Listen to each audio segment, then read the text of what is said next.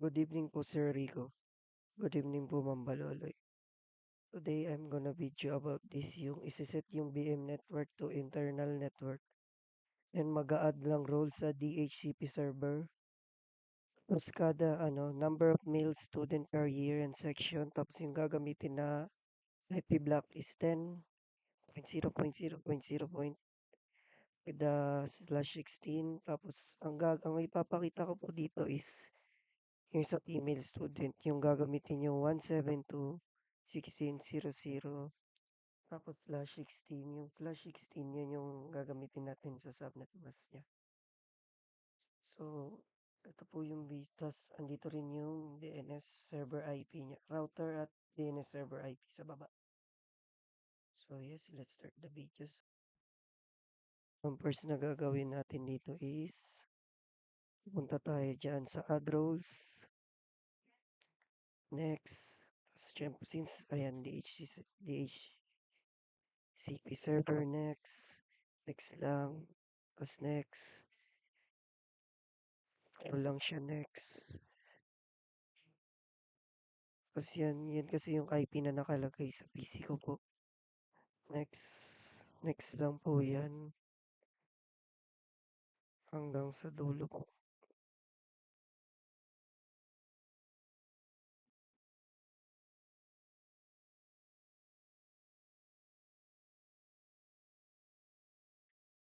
So, ayan, i-disregard ko na lang since nag-screenshot lang po ako dyan.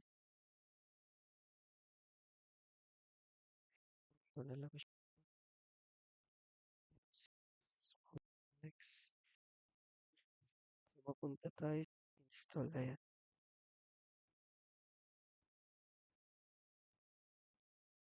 Ayan. Pipin install. Para install siya. Install and i-wait lang natin siyang matapos yung DHCP server. Ayan, after nun matapos is meron na tayong DHCP server. At isi-set up na natin yung sa female. And then, so proceed na tayo.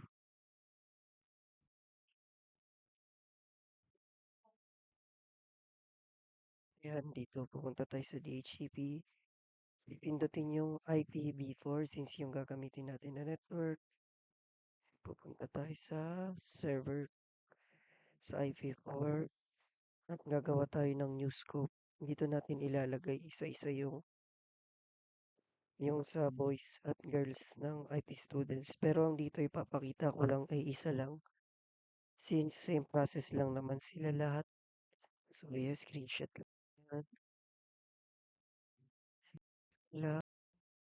Kasi ilalagay natin yung description.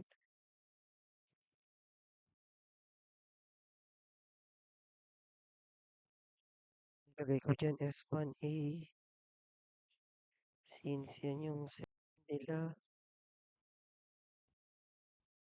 S1A boys. So hindi pala girls yung nasa demo ko dito kundi boys. Gagamitin natin yung 10.0.0.0 na IP block. So yan, ilagay na description, next ko lang. And dito yung start ng IP address. Ilalagay na natin siya dito yung 10.0.0.1 yung ginamit ko since yun yung start niya. Tapos yung end is 18. Since ganun lang karami yung mail doon. Yung subnet mask, hindi ko na siya.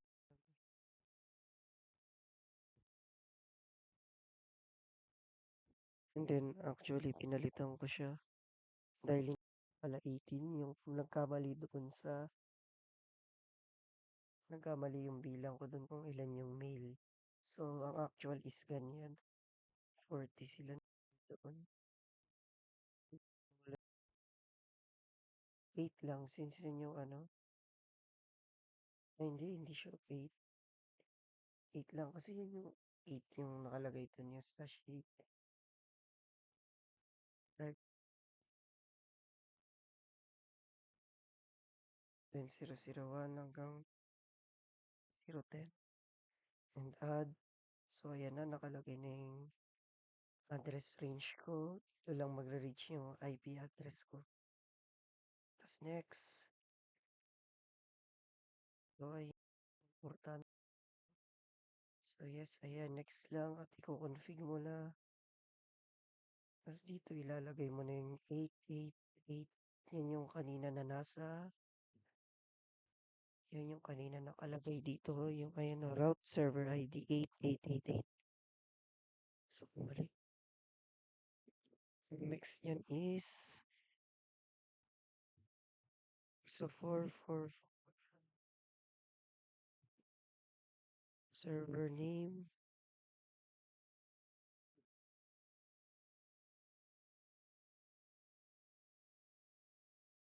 Ayan, ano ko, hindi ko siya nalagay. Mali ako. This one inbox. Tapos 880. 8844 pala. Ayan yung nakalagay dito sa baba. DNS server IP address. Kaya yun yung nilagay ko. Tapos dito binavalidate lang yung DNS server. Saglit lang naman siya. Pero silang next na natin. Ayan. The IP is not valid DNS server address. Yes. Since sinabi ni sir, yes lang natin siya.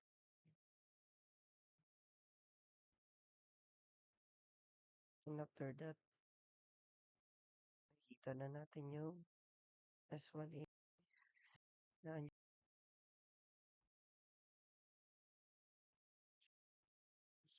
same process sa paglagay sa babae. Ito, papakita ko rin. S2 yes naman. Ganun lang rin. Next, next. So, yan. Hindi na IP. Ito na pala yung 172.16.00. And then yung end ng IP is kung ilan yung babae dun. Ayan, length nila is 16. 16 lang kasi yung babae.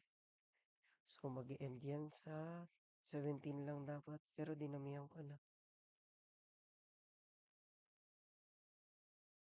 Next ko lang. Next. Same process lang rin.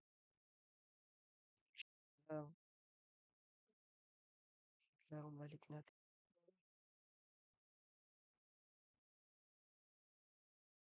Yan. Yung same lang rin doon kanina. Ayan, nagkamali ulit ako dyan.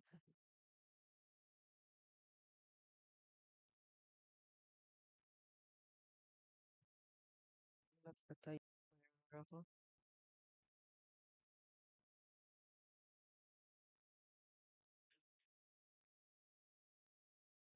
Yan, pero inayos ko siya.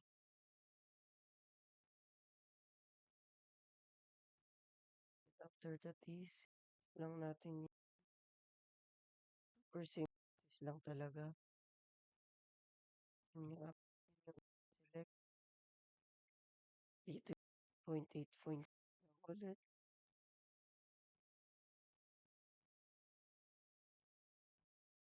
Ay, 0.8 pala dito. Lang. Para yung pag-atras ko, ayan, 888. Add. Tapos next lang yan. Tapos pipindutin yung 12.0. Next lang. 88.44. Po siya. Turn yan is yun lamang po, Ma'am Baloloy. Thank you for watching.